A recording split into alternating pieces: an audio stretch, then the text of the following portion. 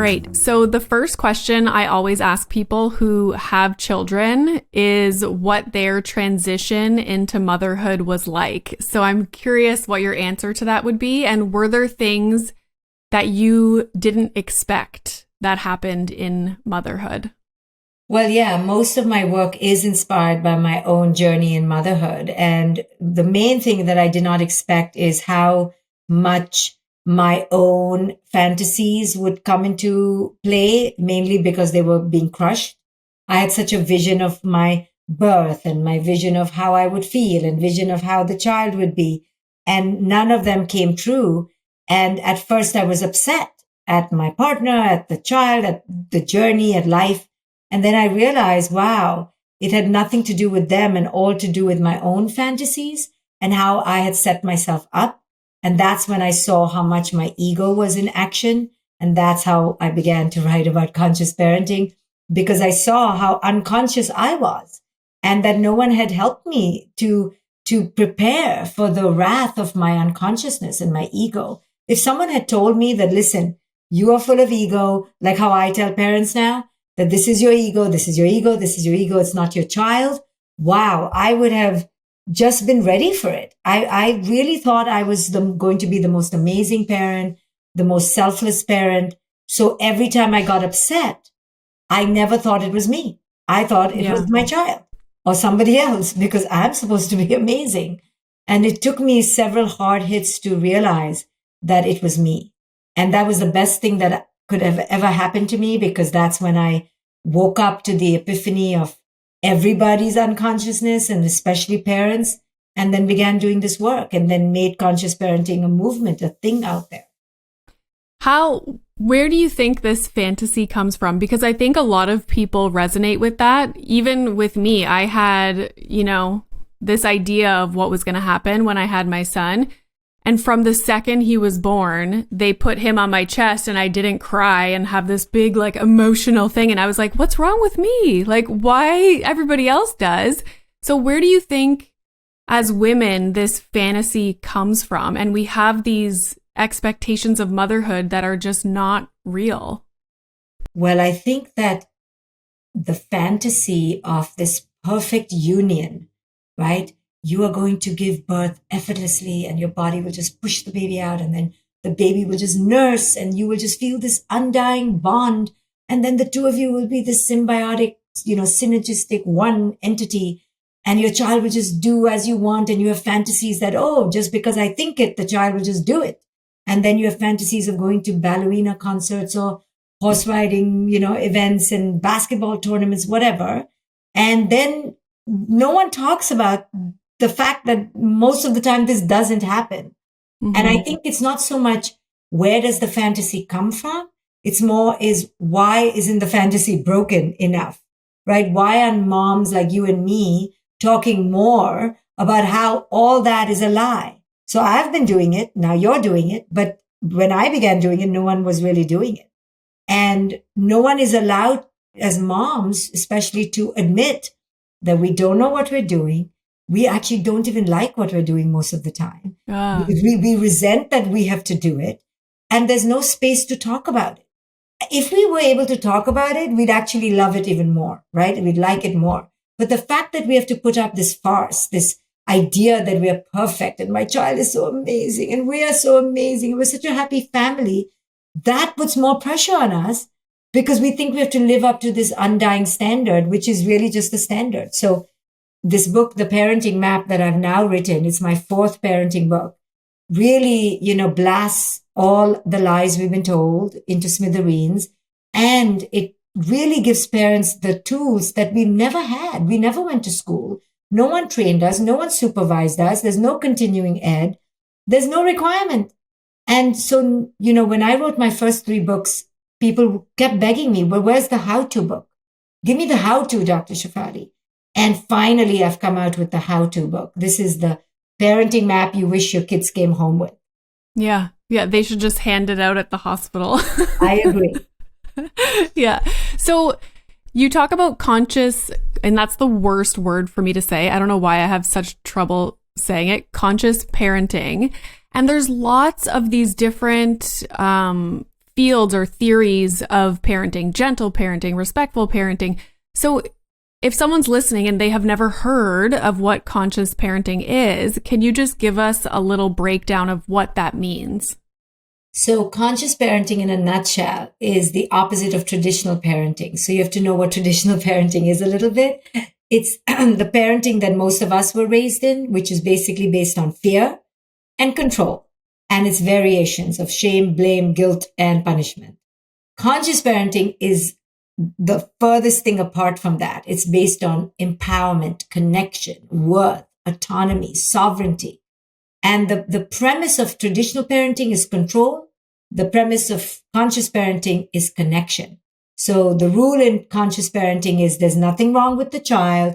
You just need to help the child. The child is struggling. You don't have to fix the child, create the child, curate the child. The child is not a museum piece. They are not broken.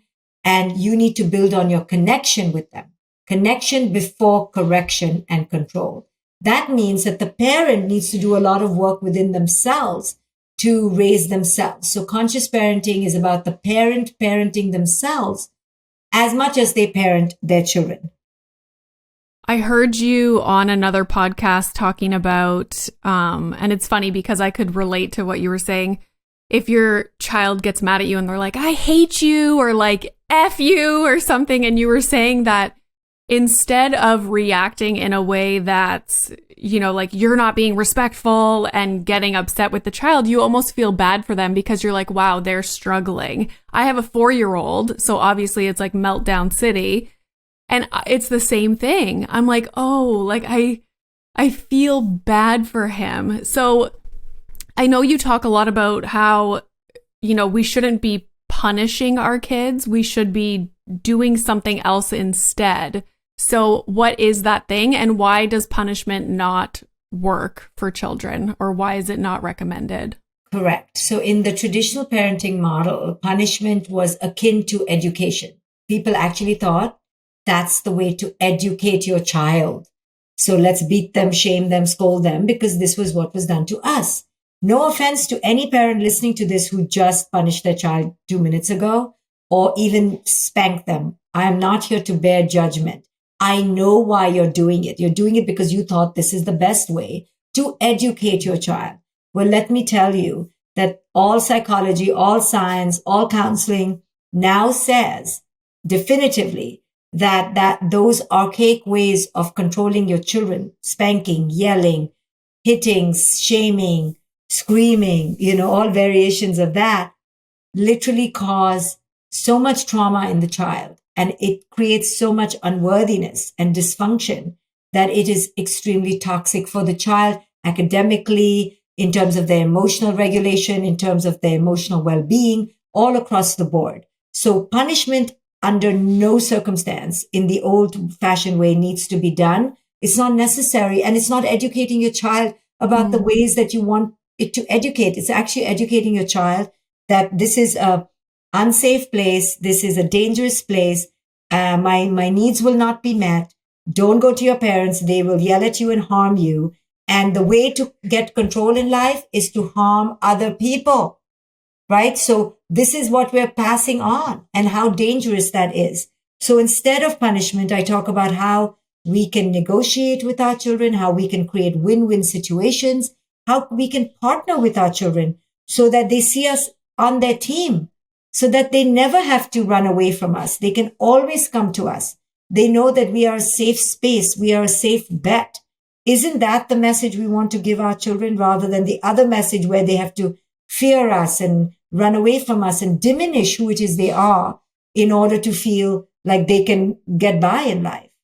Mm-hmm. It's like on a podcast I was listening that you were on, you were talking about, and my mom did this and she doesn't even realize. I'm like, Mom, now that I'm learning so much about parenting and, I have a PhD, I did a lot of attachment stuff. I think back on my childhood and I'm like, Mom, like you crushed it. Like you did so good. And one of the things was I never felt like she was on, if I got in trouble at school, I never felt like she was on the teacher's side. I felt like I could go to her, explain what happened, and sure, she might be disappointed at the situation or something that I did, but I never felt like she took someone else's side over mine. So it was easier for me throughout my life, even still, I'm 38, to go to her with problems because, like you said, the parent should be a safe space and not, oh, if I go and disclose this to my parent, they're going to lash out at me. And so why would you ever go to your parent, right? Exactly. And then the parent gets more angry when the child lies or steals or doesn't tell them the grades, or because the child is scared. So if we enter the parenting journey with this premise, this definitive premise that our children are good, they are not evil, they're not here to be our enemies, they're not here to manipulate us, they are truly good people trying to be the best, they're struggling, they need help. When we come with that attitude, wow, then our children feel like they have allies in the world is a safe space, and that gives them intense security and a sense of well-being. And that is really so important because that lays the foundation for healthy relationships when they grow older. Otherwise, if their template for a relationship is this dysfunction or unsafety, then this is what they're going to expect from relationships when they grow up. They won't expect it to be any different. Mm-hmm. Can you talk a little bit about the parental ego, what it is and how it shows up in our parenting? And then if someone's listening to that and they're like, oh, geez, that's me, how do we get rid of it? So the ego is really all the false ways that we adopted in childhood to get our needs met. So all the ways that we used to overachieve, to be super happy all the time, or to be cheerful, or to be the people pleasers, or to be the overgivers, all those ways that we use to compensate our unworthiness, we now begin to put on our children and begin to operate from that place. So if we were overgivers, perhaps we want them to be overgivers. Or we were super successful, we want them to be. If we became extroverts, even though our authentic self was to be an introvert, now we expect our children to compensate in the same ways because we have compensated so much. But the thing is, we don't want our children to compensate because the more they have to compensate and adapt, all that energy that goes into compensation and adaptation can actually be used to flourish their true self. So we need to allow our true self to be known. And I teach this in the book, The Parenting Map. And we need to allow our children's true self to flourish because without that, our children will develop their own ego masks. We will develop an ego mask. And then we're all just operating out of just this fake false self, which is compensating instead of thriving in its authentic being. And so what are some things that a parent that was parenting through the lens of that ego, like what are some things that would show up for them in parenting? So if the parent is showing up from ego, then that's when they will, overexpose their children to things like achievement or competition or grades because they so want that for themselves. And that's what they've strived for themselves, that this is what they will put as the markers of success for their children because this is what they have strived so much for. So we have the ego of status, ego of beauty, ego of achievement, competition, grades, talent, right? Showcasing ourselves to the world, ego of being the good one, ego of being the perfect one. Oh my goodness, there's so many ways that the faces of the ego shows up. And then the 5 patterns that I talk about in the book, which we activate when we are upset, are if we're upset and we get angry, we activate the pattern of the fighter. If we're anxious, we activate the pattern of a fixer. That's the overdoer, overgiver. If we are attention seeking, then we activate the feigner. And that's the one who likes to showcase all the trophies, all the medals, the stage dad or the stage mom.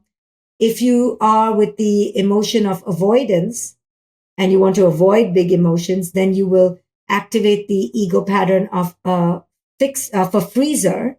And if you are so afraid to even be present and you are abandoning yourself all the time, then it will be the ego pattern of a fleer.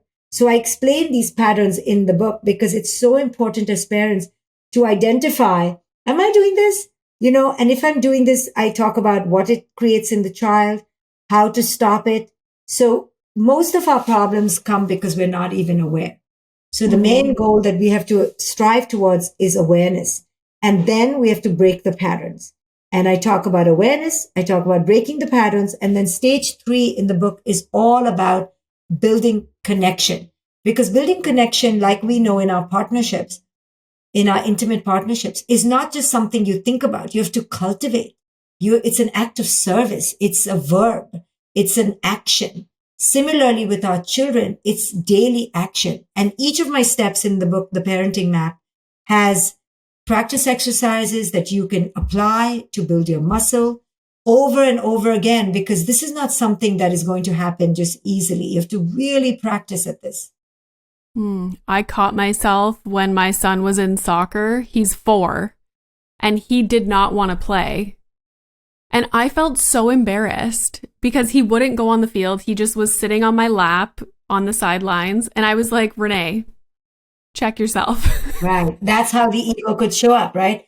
You're like, go join. Why aren't you joining? Why aren't you playing? And oh my goodness. And we're making the child feel that what they want to do is not as important as what we want them to do. Over and over again, though. It's not just, once or twice. And imagine a consistent life of over a decade of being told that what we want is not good enough. What we want is not important.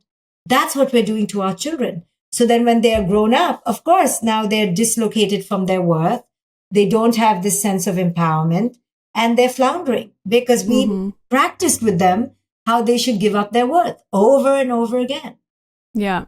I know after a while, I just was like, once I realized this was my own problem, like he's 4, he doesn't want to play soccer. Yeah, it's wild.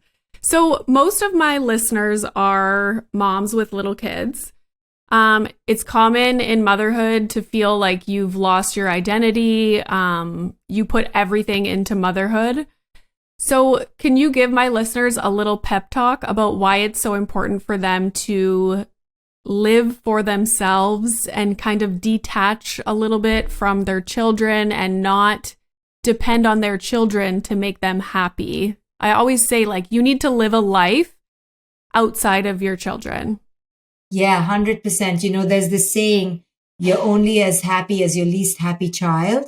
Well, that's total bullshit. You shouldn't be as happy as your least happy child. Then you will be probably very miserable, because children have meltdowns. They're unhappy all the time. It's okay. It doesn't mean anything more than they are experiencing big emotions. That's it. And children don't know how to feel their emotions. So then they cry, they tantrum, they scream because they are not yet regulated. So yes, your identity is not just that of a mom. Your identity is so much more. Please don't feel guilty if you have a whole life outside your parenting. I worked all through my child's childhood, and I can tell you, she felt a relief that I always had something to do, that I got joy from. My joy did not depend on my child. And that's so important to communicate to our children, that we are okay no matter what. Our sadness, our joy is not tied into theirs. They are free to be sad. They are free to be happy. We will still be steady and okay. That's an amazing message and an embodiment for our children to model after, because they should not feel like our whole life starts and ends with them. That's not healthy for them. That's too much pressure for them. And can you talk a little bit about the expectations about, like, we have children, and so now we expect them to fill us, like, throughout our lives? I know you gave the example of, if your child's an adult now or a teenager and they didn't get you a Mother's Day card, like, good for you. That means that they're off living their life. Like, to not expect so much from them and to fulfill us. Yeah. So I say that our children don't owe us anything, and parents don't like it when I say that, because who wants to get something out of obligation? We should only want to receive things that come from joy, come from freedom. So mandating or creating this obligation and guilt toward our children that they should, now take care of us. They should take care of us on Mother's Day. They should call us every day, is coming out of, again, control and fear. And control and fear is never healthy in the long run. It can momentarily get you what you want, but it won't be sustainable. You want to build a relationship with your children where they feel free to call you when they want. And the less they call you, frankly, means you've done your job really well, because they are out there living their life and they don't need to keep, taking care of mom or checking back with mom. You should raise such resilient, empowered, sovereign beings that they're out there. They've created their own peer support circle. They have their own friends to call on, and they have themselves. Whenever parents tell me, especially moms, oh, my daughter calls me every day and we're so close, I always cringe, because that is not a sign of health. It could be a sign of enmeshment. Your children need to go to their own peers after a certain age, especially, to create their own networks and talk to people who are more of their age and their time. Yes, they can come to you and get some advice once in a while, but to be dependent on you is a sign of enmeshment. Mm-hmm. I liked you were talking about dropping, I think it was your daughter off at college, and how excited you were, and all the other parents were like sobbing.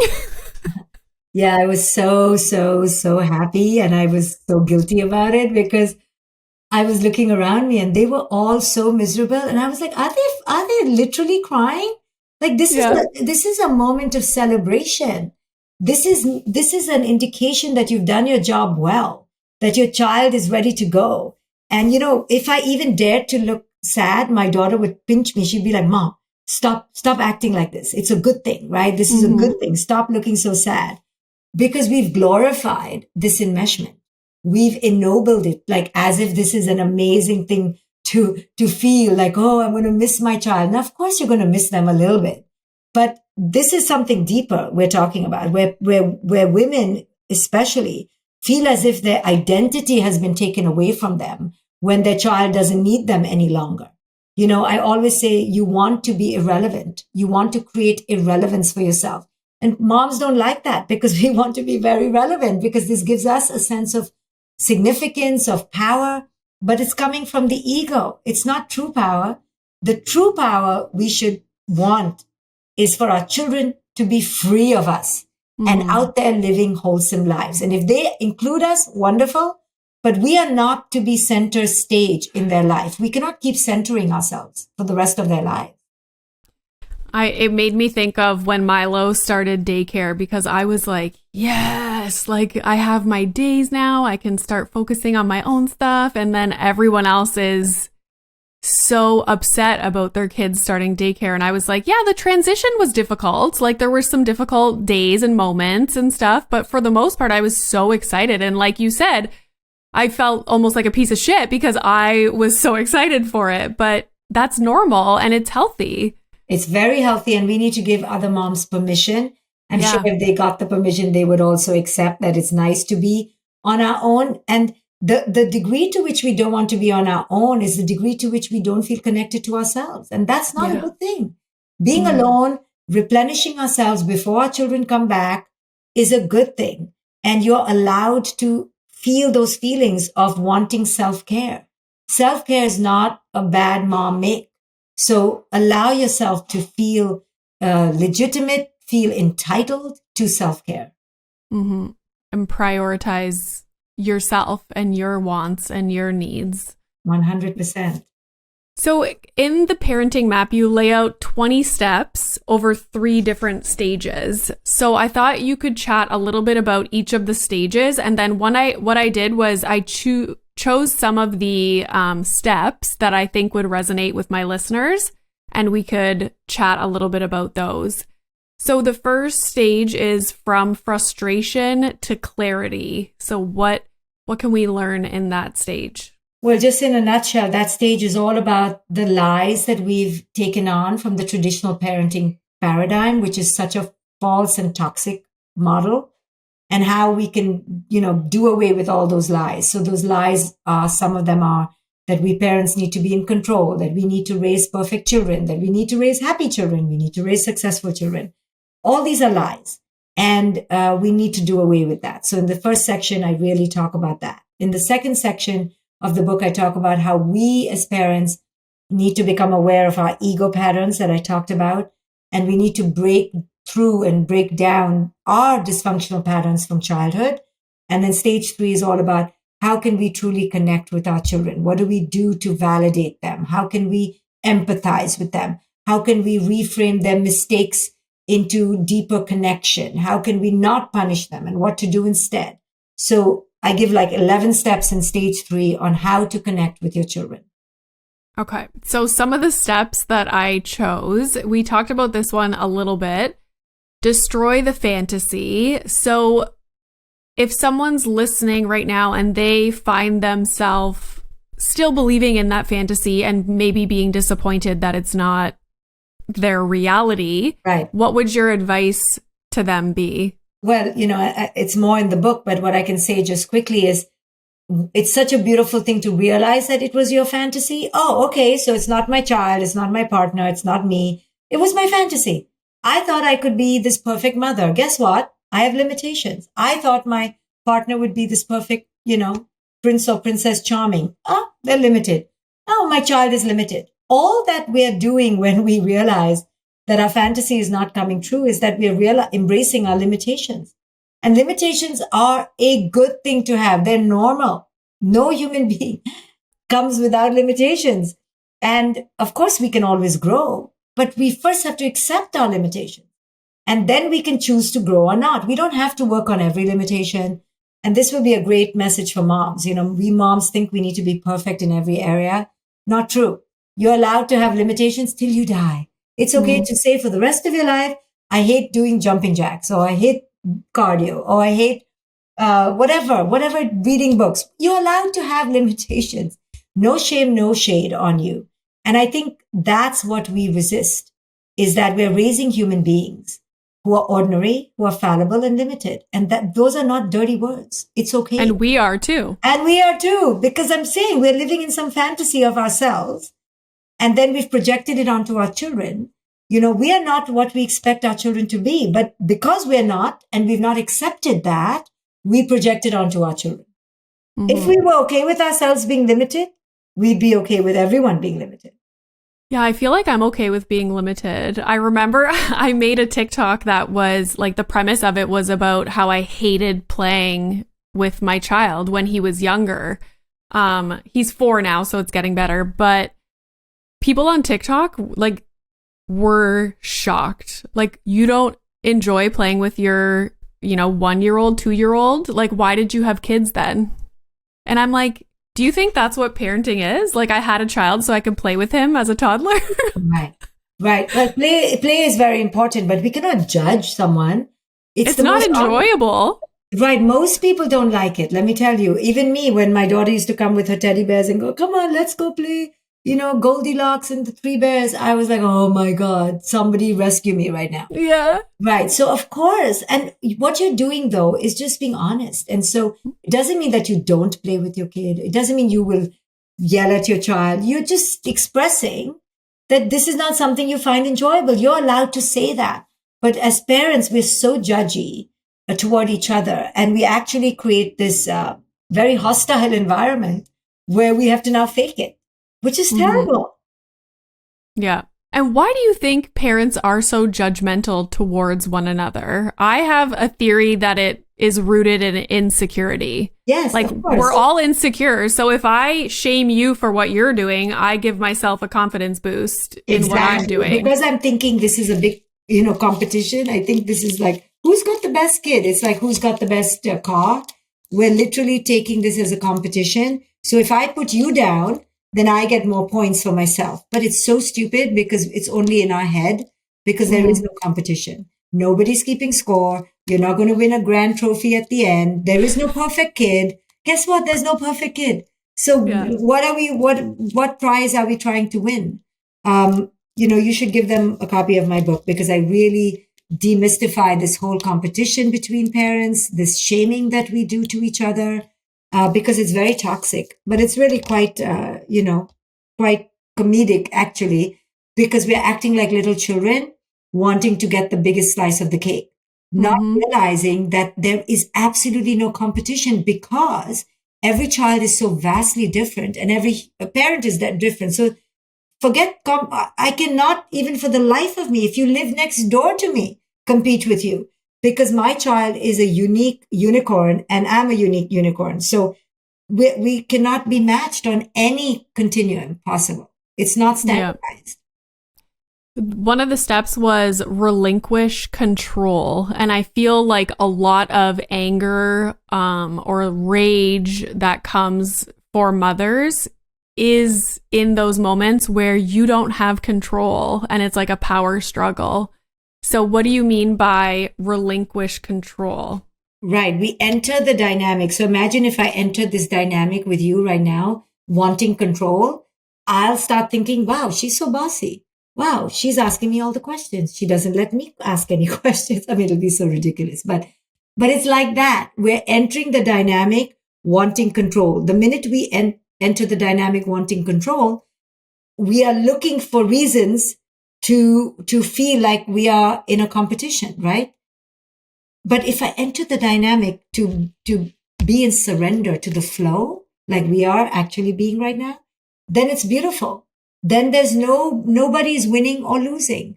There is no threat because I'm not looking at you as a threat. I'm not starting the dynamic on the wrong foot. And that's what I help parents get in this book, The Parenting Map, is look, you're starting the dynamic wrong, people. You're entering the room wrong. You know, I used to check my energy before I even opened the door because I could feel my stress and my anxiety. And I knew that the minute my child just smelled it, my child would create a defense, right? Because I'm so obnoxiously anxious that I make it all about me. So I used to have to, de-escalate before I came home, calm down, enter joy. I used to tell myself, she's not my puppet when I walked in. She's not my slave. You cannot just burst into the house and then tell her, do this, do that, do this, do that, do this. Right? I wanted to just command her so I could just have a clean, peaceful life. But I just keep reminding myself, this is a being. She has her own moods. She's going to be on her own timetable. You cannot control her. I still really train my muscle. And that's what I teach. No one taught me this. I had to do it for myself because conscious parenting was not a thing out there. Mm-hmm. So now it's such a popular thing and I'm so grateful. But this book will help parents even more to break down what it really means, how they can apply it and practice every single day of their lives. Does the fact that parents always demand respect from their children, like that's always a huge thing, right? Like, oh, they're being disrespectful. Does that kind of fall under this relinquish control thing? Correct. I mean, literally, I could think you're being disrespectful right now. Correct? Because you can look at anything as disrespect if you have a big chip on your shoulder, right? If you're coming out to somebody or to a dynamic with this feeling of ingrained threat, oh, she better do it this way, or is she trying to manipulate me, or is she being, trying to get one up on me? If you're coming with this suspicion or this attitude that, oh, she better do what I say, she better do as I want, that attitude is going to immediately create resistance in the other person and in you.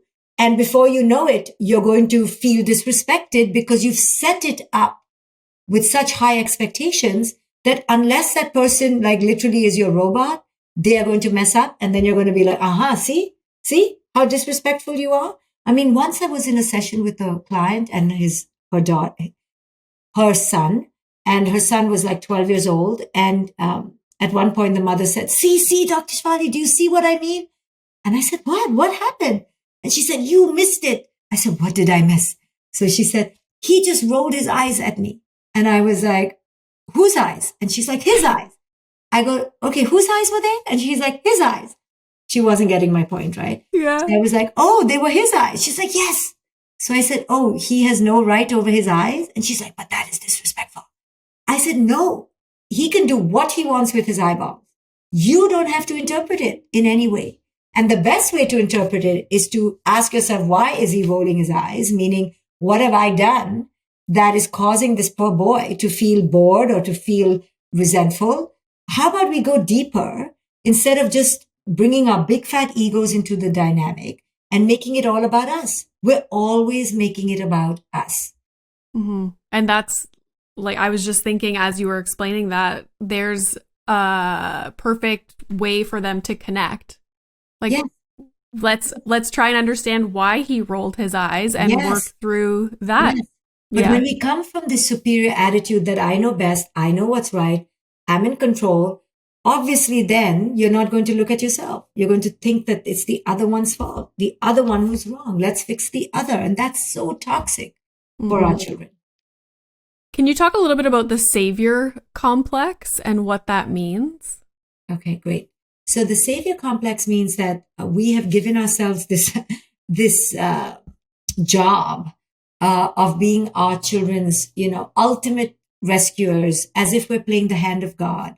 And we almost think that we are these martyred, selfless human beings who literally are doing our children a favor at every point. And because we're doing them a favor, they are obligated to us and they owe it to us to allow us to come in and just rule the roost, run the game and manage everything. And we have this complex about us that without us, none of this would happen.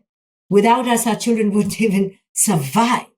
And while that's true on some physiological level, because they are small and helpless, but it's not true on a soul level, right?